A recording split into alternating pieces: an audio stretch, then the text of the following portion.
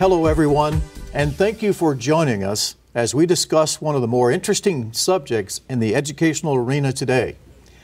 My name is Randy Smith, and I will be your host today as we cover some of the major components of what we are calling I.D.E.A.L, which stands for Innovative Design for Engaged Attention and Learning. With us today are two distinguished guests that come from two different disciplines impacting education. We have Dr. Zoe Mailloux, occupational therapist, who has done significant work in the field of sensory integration in general, but more especially over the past few years had a focus on evaluating how the room environment, down to aspects of color, sound, clutter, and even the furniture in classrooms, how they may impact learning.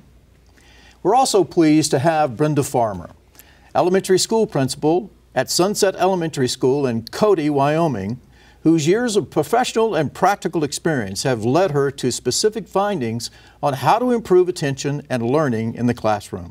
Welcome, ladies, and thank you for being here today to discuss such an important topic. Brenda, when I was in the third grade, my teacher, Mrs. Wyatt, would always say to us, "Sit still, face forward, and be quiet." How does that apply to classrooms today? Well, Randy and Zoe, that does not apply to classrooms today, but I have heard it a lot. Many people think that you should sit still and pay attention. But although we've heard that, our brains do not actually cooperate. When we are sitting still, our brain tells us it's time to rest, it's time to go to sleep. We don't want that in a classroom. We want engaged brains. So we want students who are moving. Movement comes in a lot of ways, and good teachers will be sure that they schedule movement breaks into their lessons. They will schedule ways to have children move throughout the whole lesson. However, at our school, we wanted more movement than that. So we were very sure and very specific to get a chair that made sure that the children could move. Kids move from side to side. They move in their chairs. Some of them move sideways, like the girl you see in the picture, and they're doing their work, but their bodies are sideways. Some of them get the wiggles. Some of them want their foot up under them. Some of them want to stand for a minute. They want to move. So we have a rocking chair for every student. They can move at their own pace. Some of them rock, and you would think they're going to make you ill from that rocking. Some of them barely move, but they rock to what their body needs to keep their brains engaged. Another thing kids do is tilt back. You've heard that a lot. Keep all four feet on the floor.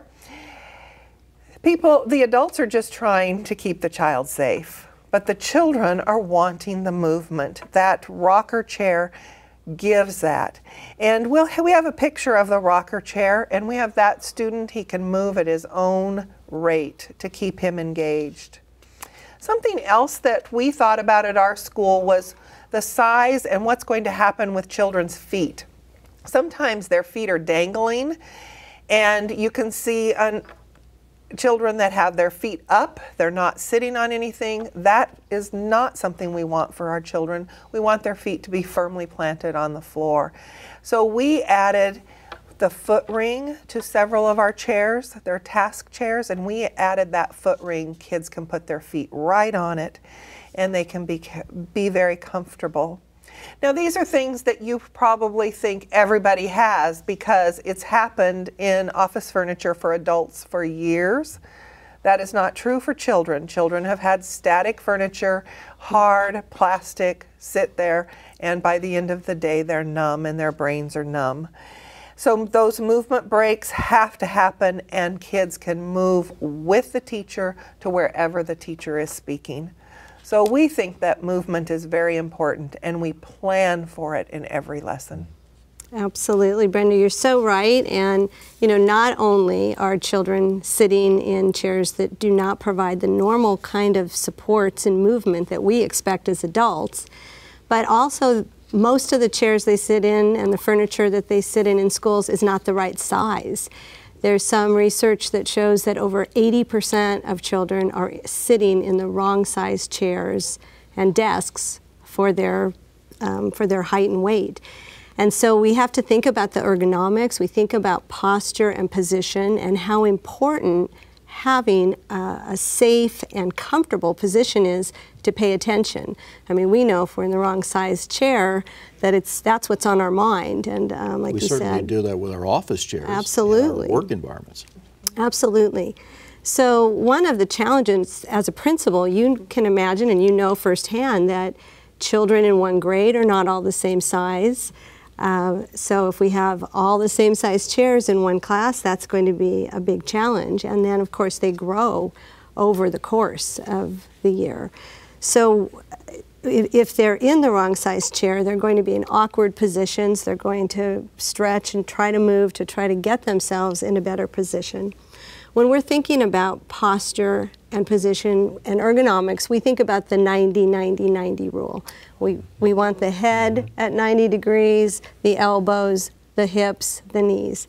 And that's just not possible if you're in the wrong size chair. You end up in all kinds of awkward positions, which means you can't really be directing your eyes to the lessons, and you can't collaborate and work with your peers when it's time to do that.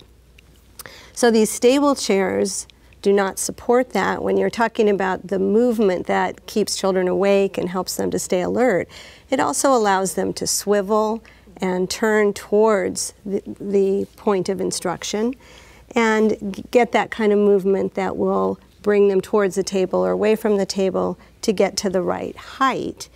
If you're too low, you're too high, all that emphasis on handwriting and doing your math worksheets and everything else is going to be difficult. Definitely. So not only do the task chairs allow the students to get into the proper position by turning, by getting to the right height. Here we see the foot rings that you talked about, Brenda, how important those are for supporting their feet in the right position. But also in your beautiful computer lab, we get to think about positioning for the new technology. And so because students are now using computers, laptops, handheld devices, we also have to think about the position of their neck. Right. They're no longer just looking ahead, but they're looking down. So we want to be thinking about how they will sit and interact with those new resources as well to make sure that they really can be in a comfortable and safe position for learning. Well, Zoe, modern classrooms are so different than when I went to school. When I was in school, we faced forward. The chalkboard was primarily where the teacher wanted us to be focusing our time. But in today's classrooms, there's focal points all over. And I remember we were working on a project. And one of our friends, and I think you came up with a couple of words that I think are interesting, and that's attention pathways. That's a new word or a couple of new words to us, but I think it's taking on some significance in the classroom. What do you think? Well, certainly, and fortunately, everyone is thinking quite a bit about attention, and we hear about attention problems, but we all can probably do a lot more to think about how our attention is affected, not only by what we see and hear, which is usually the way we think about it, but all the things in an environment that either draw our attention towards something or make us kind of move away from it. So, for example, in a classroom now, there can be so many things that are going on. Yeah. Classrooms can be busy. Sometimes that's enriching and it helps some students to be interested and engaged, but sometimes it can be too much and it almost can cause a student to shut down. So we want to think about what we call those visual and sound pathways, what will draw attention and what will interfere. Also, as you were mentioning, the changes in classrooms, we used to think about 10 feet away, the distance of the teacher from the students. Yep. Now, with those handheld devices, we have 2 feet, 1 feet away, and it's a different pathway for learning. Also, what about the actual pathways that the students take to get from one class to another or to get from one learning area to another? Those can either support the student during the day or they can take their mind and attention away. And when we think about how we watch something happening, you know, we have, as adults, when we go to a theater or we watch a performance, we're often in a tiered type of room where we really can see over and we're not having to worry. We don't like it when someone tall sits in front of us. Well, how many of our students have to really strain? So we might want to look at the effect of arranging our classrooms where there is a more clear attention pathway. I think there's some real hope in that area. Zoe. When we went to college, we had a tiered lecture room like you see on the screen right now. And I would think in classrooms that would be a good concept. Not necessarily a concrete tiered platform, but arranging the desk in various heights. It's definitely something to think about. And, we've said we think a lot about vision and hearing, but there are other distractions. There might be sounds and smells and things going on right outside the classroom. Some we can control, some we may not be able to control. But those things that we can control, where we can think about the effect of the odors nearby, the sounds nearby, the other visuals, the lighting, and other elements that either cause some discomfort and take our attention away, or those elements that really support us to keep our attention focused. Zoe, I was thinking when you were talking about the handheld devices, technology has come a long way. Many of us are probably very happy the internet wasn't around when we were teenagers. But that in the classroom, we think about that and we want to have those effective, appropriate tools. We want our children to be ready for what they're going to encounter outside of school. But what's happening in the classroom to support that? One of the things that we do is a lot of classrooms have the smart boards. Kids come up to the board, they can maneuver images on the board, lunch counts are taken there. There's a lot of things that happen on that board. So children are ready. It's not just a chalkboard any longer. They also have their own tablet right here next to them. And children as young as 3 and 4 know how to make the tablet work. So we need to think about that in our classrooms. Can we have furniture where we can move over and have one-on-one if you're doing your own, or you're collaborating with your friends over a subject that your teacher has given you? Collaboration and technology have truly changed the way that we are giving instruction, and we are helping students to really firmly know what it is that we want them to know. One of the best things, I think, is being able to have the desks that can be moved into several different configurations. Kids love moving them to wherever they need them. They're the ones who are doing the learning. Why not let them decide how that desk and that chair should be? The vast majority of the product we see in the marketplace today is actually collaborative type furniture, where you can set them up in different configurations. Another thing we haven't touched on today that is really a movement in schools is soft seating also. There's used to be that it would be a fixed chair or a fixed table, but I'm seeing in some schools areas that are designated where students can go sit down with their iPad or their handheld device and do some work. Right. I think you have that in some areas in your school. I have that in my school. Absolutely. And, not only with technology that brings some new ways of learning, sometimes it's important to think about some of the what we might think of as old-fashioned ways of learning, which is really learning through doing. And I think it was you, Brenda, who said that children learn hands first, which what we mean by that is that although, of course, it's important to watch and to listen, when you do something yourself, when you figure something out with your own hands, with your body, moving through space, this process is a completely different process in your brain than just listening and watching. And when we think about concepts like round and square, smooth and rough, we have those as language concepts and thoughts, images later, but we first learn them through our sense of touch, by exploring objects. And now, in general, children do not have as many opportunities for interacting in the world. They're not having the chance to interact in 3 dimension. A lot of the classes that we used to have, wood shop and home economic classes, have been eliminated. So we can think about ways that we can add those experiences back so that our students can smell and touch and feel as they are really learning how things get put together. And these real-life experiences become so important for the academic concepts, measurement and spatial arrangements. As an occupational therapist, one of the things that we think about is something we call heavy work. And, You know, from the days on the farm, when you are doing that heavy lifting and work, it has an effect on calming and organizing. So sometimes we can find ways to get those experiences for our students with the collaborative furniture. If they move the furniture around themselves, it might spark an idea of how things fit together, but they also get that heavy work. We can help them do some little stretching activities. We call them chair push-ups or wall push-ups, and use that kind of action to help our students pay attention. So Zoe, you're saying if I can get my son to take up my landscaper's job and cut the grass, that he's learning by doing that, and so he's going to relax? Is that what I'm hearing? You tell your son that your occupational therapist made that recommendation. Very good. It actually anchors the brain. It is better for learning. And with those classrooms that we were talking about, with furniture that can more easily be moved, some of the furniture, some of these desks actually have little wheels. They're almost like a little wheelbarrow. Yes. Yeah. And they have been very important for collaborative learning, but also they actually give the student the chance to have that heavy work during the day and to problem solve themselves. How can we put 8 students together or 4 students together, and how can we divide the room? You never used to see that in elementary grades, for example, but more and more you're seeing that concept now move into that sector. Right, that is true.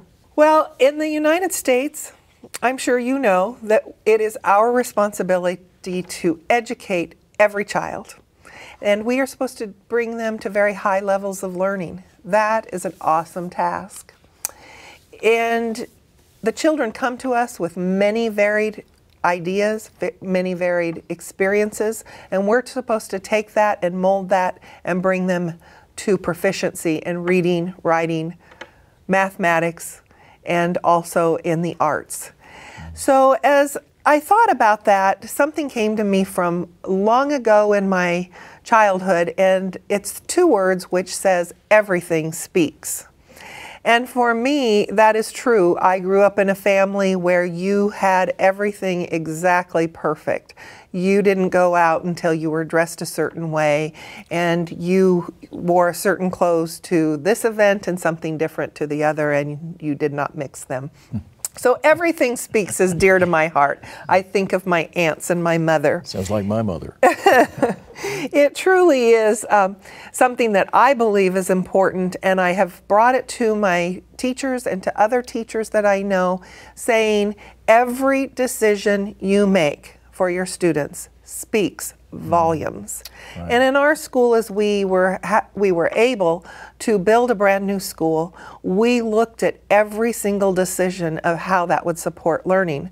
One of the first things is color. White. Most schools, you would walk into an elementary and they have white walls everywhere. And most people do not know that white is the most disruptive to the brain. It does not help children to learn.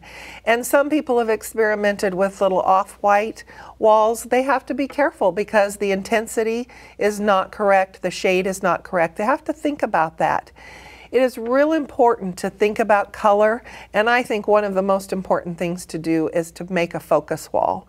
That focus wall will help children in their eye strain. Their eye muscles will not be straining against that white color. So I think it's real important. I think every single person should look into color. Their color makes a huge difference. Did you know that green helps us to be more productive if you put that in the walls? Blue is about concentration and thinking. Purple. I really like this blue right here. Well, that's now beautiful. I would say that's purple. Well, the wall's purple, but the desktops the desks are blue. That is looks gorgeous. A little purple to me. That looks nice. But you know, you have that purple for the calming, and then the blue for concentration. Now, red. That's my favorite color, but you don't want to use red kind of sparingly because that's for short bursts of energy, and you really need to be careful with that color. We have it in our school at many different places, and we're having a lot of trouble in the lunchroom. Oh. We think it might be because of the red that's in our lunchroom. Well, I'm very excited to show you a few pictures from my school. This is one, a 3rd grade classroom. You can see that beautiful focus wall that the students have. And you can see that we have 3 different colors of chairs. The kids are able to choose the chair they want and the rocker that they want. Something that I think you can see in a picture like this is also about the sound.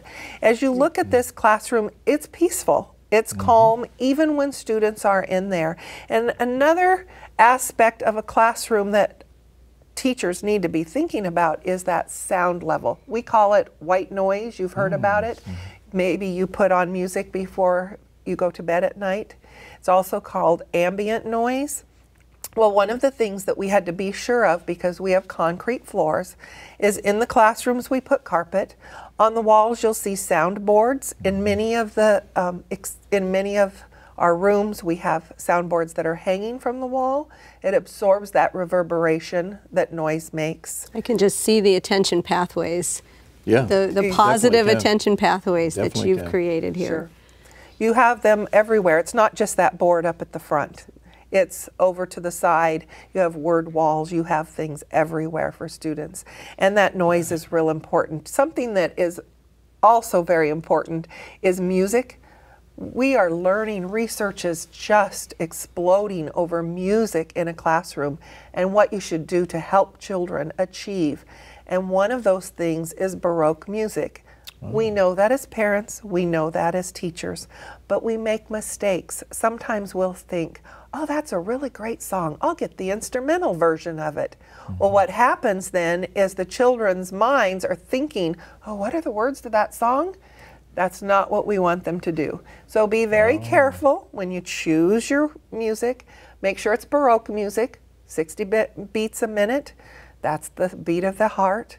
If you want them to be more energetic, you can choose music for a different activity. Kick it up to 100, 120 beats a minute. That changes their state, makes their brain become more engaged when you're really wanting that learning. The first thing I did to experiment when I was a teacher was with lights. And this picture that you see on the screen shows you a classroom where you're going to have a lot of issues with discipline and eye fatigue because of the lighting. It is very yellow. It is not the kind of lighting you would want in a classroom. Fluorescent lights have a hum to them. Students cannot take that with their ears. It disrupts their brain. And the lighting here, the fatigue at the end of the day would be incredible in a classroom like that. I want you to contrast that. You see that picture and now see this one. Here's another classroom in my school. See how bright it is? The difference is the lights. They are still the long tubes, but they are the full spectrum sunlight bulbs. Now that's purple, Brenda. The that other is one was purple. Blue. But anyway, that is purple. It is actually called purple iris and hyacinth. So you have two colors of purple, a little lighter and then the darker purple. But it's very calm, very organized. You can tell this teacher has a lot of things happening for students, but the students are engaged with her learning. So the light, what you're saying is you got natural light, which is shaded a little bit with some kind of curtain or whatever they call those blinds. But then that type of style, that light you have in the ceiling, that's creating that fresh look. Absolutely. It is a white paper. It takes away the eye strain. I started that in my classroom about 11 years ago. I had them change it out. I was teaching 6th grade math. And I had a lot of discipline problems. We had a lot of children who their discipline was, they were not disciplined in themselves. One thing I did was change out the lights. Now, I was a pretty stern teacher, but changing out those lights totally changed. My ADHD kids were right on with me. Wow. Completely changed my classroom. I just have to add that in addition, there's research for children with autism that fluorescent lights, not only do they have the buzz, they actually have a flicker. So when we take that flicker away, many children, many people are very sensitive to that and they don't even know it, but they're having a constant irritant from that buzz and the flicker. So making a change like you've made here can be huge. You can see it too. I mean, the two photographs are really stark. Well, and think about that noise that you were just talking about. My husband and I saw it a couple weeks ago at our house. We were watching TV and we didn't even realize that all of a sudden the refrigerator stopped making noise and we were like, wow, it was a whole different difference for our ears. Another thing that I'm sure you haven't thought about, but it is for me, is the aromas. Aromas in a classroom. You did speak a little bit about some negative aromas, where we have those sometimes, but we are very careful. Teachers put things in their classrooms that have a little bit of lemon smell. We want those positive moods happening. Lavender, of course, we all know that's for calming kids down. Peppermint, sometimes the teachers will just have a couple peppermint candies that they crush. That just helps kids to be more invigorated. They're ready to learn. Something I did also a few years ago was I had fourth graders who were not getting their spelling words, and I squirted some shaving cream that smelled really good on their desks, and they just played in it and wrote their spelling words in it. We cleaned the desk. Their hands were very clean. We did all our spelling words on Monday that way, and on Friday every single student had 100%. Fantastic. Well, That's you know, cool. Memory. which exactly, you're talking exactly about emotional memory. We all have it. We have a smell, and it reminds us of our grandmother's cookies or someplace that we went, and that goes deep into our brain. So if our teachers can use that in such a pleasant way, a fun and pleasant way, to make learning really stick. Yeah, I would have gotten in trouble if I had done that. So. Well, aromas, that is something that a lot of people really do not think about. Temperature is something else. We need our rooms to be between 68 and 72 degrees. And if we are too hot, we are going to sleep. And if we're too cold, we're thinking about how cold we are. And we want our kids to be thinking about the learning. We have one last picture here for me, and I am so proud of this because this is a hallway. I'm sure you don't think it's a hallway because look how large it is. In our hallways, we enlarged them all because we wanted to have learning happening outside the classroom also. So you see our tables. You can see that there's a teacher chair there, and then we have our smaller chairs for the students. And then Randy, you were talking a little while ago about soft seating. There's a perfect example of soft seating. Yes. And our kids can take their iPods out into that area. They can practice their math facts on the iPods when other kids are still finishing work in the classroom. They can take their books out there and they can work there. They can take their reading devices if they have those. And they like being in a chair that is a soft chair. Now, I told you at the beginning that everything speaks means a lot to me, and I want you to know that every single decision that we made, from the color of the walls, you'll see they're not white, and you will notice that every single thing is on purpose, and it supports learning. It's the right way to do education today. Brenda, I've been in a lot of schools, and I have to tell you, I've seen a lot of foyers, you know, in places where people gather, where you have this type of environment. But I've never seen a hallway until I saw your school set up like this. And your entire school is like this down the hallways, am I correct? Yes, this is the K1 hallway, and so we tried to choose things that the kinder and first grade would like.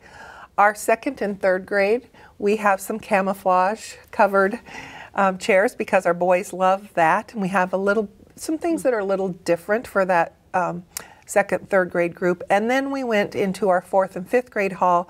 We put some futons in there. We put some kind of space age kind of looking chairs, things that they could curl up in, and the chair kind of comes in and folds them more all the way around, because at that age sometimes they just want to come within themselves. So we tried to be very thoughtful of the age group that we were in and what kind of chairs and what kind of seating they would like. It's so effective, and it's so inviting, it really and is. Really just, it does speak to It does speak.